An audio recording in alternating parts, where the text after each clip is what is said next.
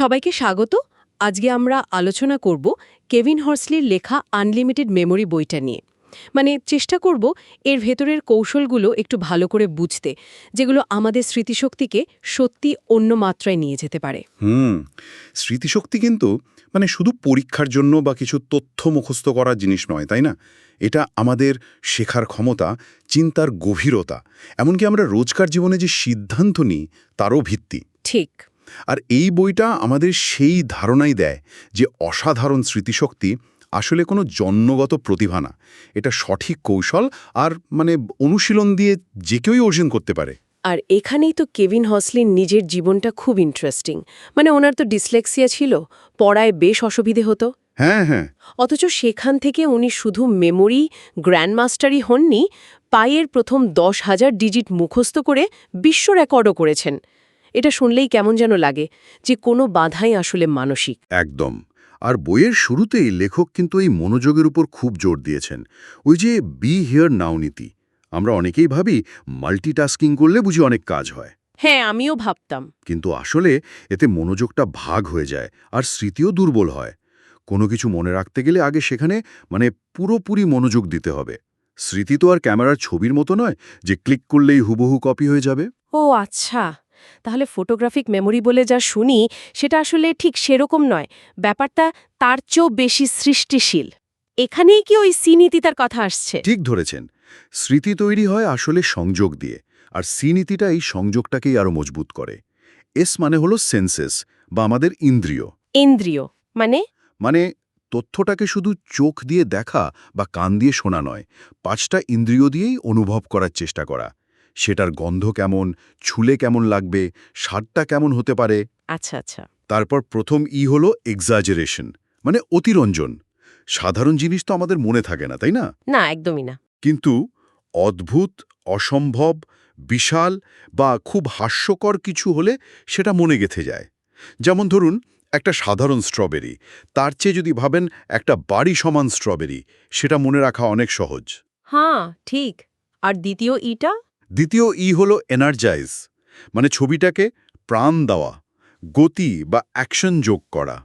একটা স্থির ঘোড়ার ছবির চেয়ে একটা দৌড়ানো ঘোড়ার ছবি আমাদের মনে বেশি করে ধাক্কা দেয়। রঙিন, স্পষ্ট ছবি। এই পুরো প্রক্রিয়াটা আসলে তথ্যটাকে ওই নীরস অবস্থা থেকে বের করে এনে জীবন্ত করে তোলে। বাহ, দারুণ তো। হ্যাঁ, আর এই জীবন্ত করার আইডিয়ার উপর ভিত্তি করেই আরও কিছু চমৎকার কৌশল আছে। যেমন ধরুন জার্নি মেথড, এটাকে মেথড অফ লকিও বলে। 1000 বছরের পুরনো কৌশল কিন্তু এটা। তাই নাকি? হ্যাঁ, গ্রিক আর রোমান বক্তারা নাকি ব্যবহার করতেন। খুব পরিচিত একটা রাস্তা। অথবা ধরুন আপনার নিজের বাড়ি, তার বিভিন্ন জায়গায়, বিভিন্ন লোকেশনে মনে রাখার জিনিসগুলোকে মনে মনে সাজিয়ে রাখা। ও, যেমন লেখক ওই জন ম্যাক্সওয়েলের বইয়ের 12টা নীতি মনে রাখতে বাড়ির ওয়াশিং মেশিনে অ্যাটিটিউড, ফ্রিজের গায়ে প্রায়োরিটিজ, এই রকম সব ছবি ব্যবহার করেছিলেন। ঠিক তাই। ভাবুন তো, পরীক্ষার পড়া বা অফিসের প্রেজেন্টেশনের মূল পয়েন্টগুলো যদি এইভাবে মনে রাখা যায়, কি দারুণ সুবিধা হয়। সত্যিই তো। এটা কি শুধু চেনা জায়গাতেই কাজ করে, নাকি যে কোনো জায়গায়? আসলে পরিচিত জায়গা দিয়ে শুরু করলে সহজ হয়, কারণ সেই জায়গাগুলোর ছবি আমাদের মনে খুব স্পষ্ট থাকে। কিন্তু একবার অভ্যস্ত হয়ে গেলে আপনি কাল্পনিক জায়গাও তৈরি করে নিতে পারেন। কেভিন হর্সলি তো এই পদ্ধতি ব্যবহার করেই পায়ের ওই বিশাল সংখ্যা মনে রেখেছিলেন। এর আসল শক্তিটা এখানেই। যত বড়ই তথ্য হোক না কেন, তাকে এইভাবে সাজিয়ে রাখা যায়। আচ্ছা, এছাড়াও তো আরও পদ্ধতির কথা আছে, যেমন লিঙ্ক মেথড। হ্যাঁ, লিঙ্ক পদ্ধতি বা চেইন মেথড, এটাও বেশ মজার। একটা তথ্যের সঙ্গে পরের তথ্যকে একটা অদ্ভুত বা হাস্যকর গল্প দিয়ে জুড়ে দেওয়া। গল্পের মতো করে। হ্যাঁ, এমন ধরুন, আমেরিকার প্রথম 12 জন প্রেসিডেন্টের নাম মনে রাখতে ওয়াশিংটনকে ভাবলেন ওয়াশিংটন টিন, অ্যাডামসকে ভাবলেন অ্যাডামস অ্যাপল। এভাবে একটা বোকা বোকা গল্প বানিয়ে এগিয়ে যাওয়া। ইন্টারেস্টিং।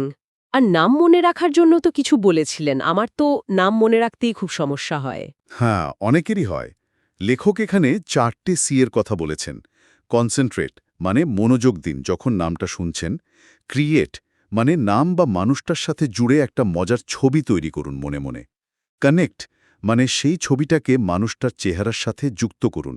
আর কুচিখং হল কন্টিনিউয়াস ইউজ, মানে বারবার নামটা ব্যবহার করুন কথা বলার সময়। Concentrate, create, connect, continuous use মনে রাখতে হবে।